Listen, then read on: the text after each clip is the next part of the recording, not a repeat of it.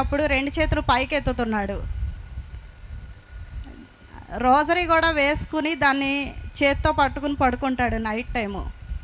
ఇంకా ఇంతకు మించి ఏం చెప్పాలైతే నాకు తెలియట్లేదు. దేవుడు అంటే ఏంటో నాకు తెలీదు, కానీ ఇక్కడికి వచ్చాక తెలిసింది. ఇది ఒక్కటే కాదు, మా కుటుంబంలో చాలా అంటే చాలా మేలులు జరిగాయి ఇక్కడికి వచ్చాక.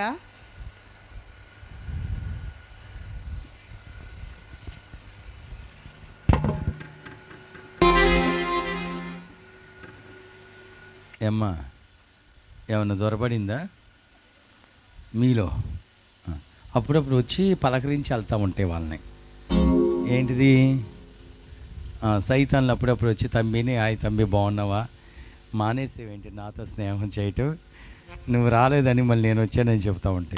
అయితే దేవుని బిడ్డలారా, సొలొమోన్ గారు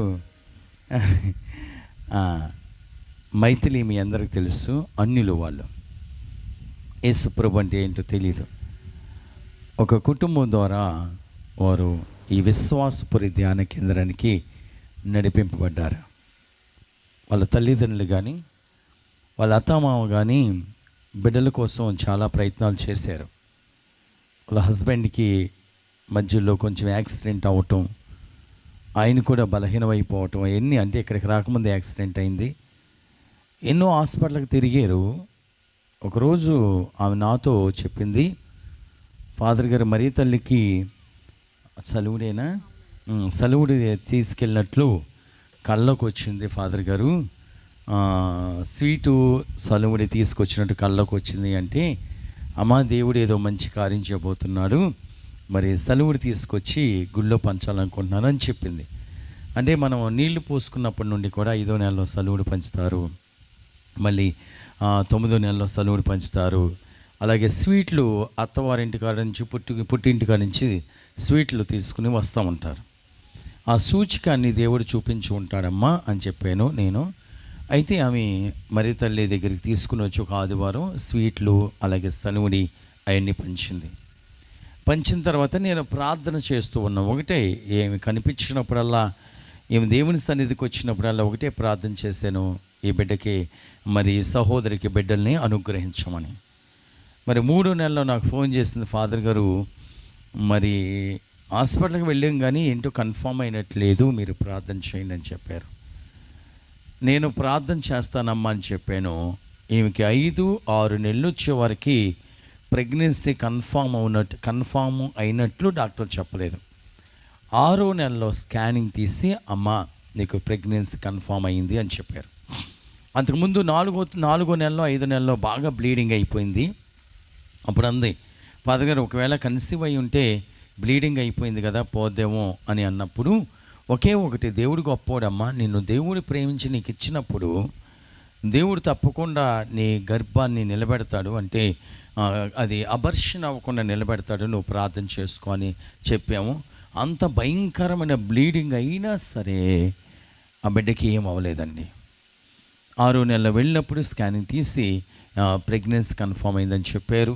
మేము ప్రార్థన చేసాం, ప్రభా మరి 10 సంవత్సరాల తర్వాత గర్భిణీ వచ్చింది, నీ సహాయం కావాలి అని ప్రార్థన చేసినప్పుడు దేవుని హస్తం ఆ బిడ్డతో ఉంది.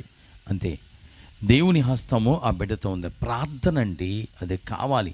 వర్షం వస్తే ఆగిపోవటం, గాలి వస్తే ఆగిపోవటం, ఎండ వస్తే ఆగిపోవటం, ఇదే మన విశ్వాసం. ఇదండి, దేవుడు చూసి ఏడుస్తాడండి, దేవుడు చూసి ఏడుస్తారు, దేవుడు చూసి బాధపడతారు.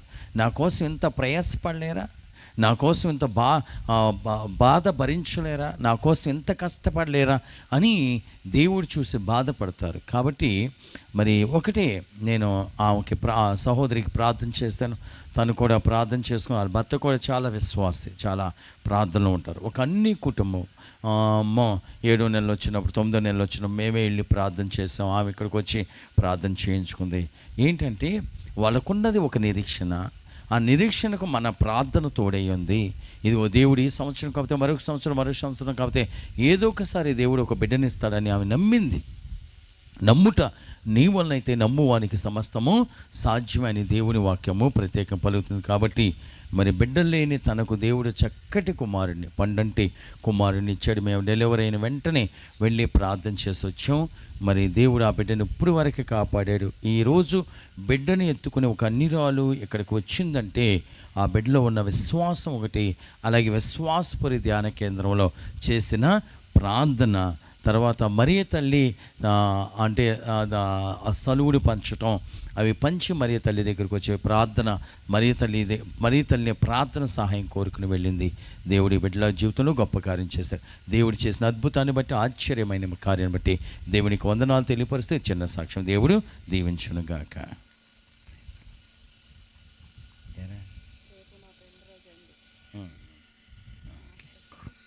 Praise the Lord. హల్లెలూయా.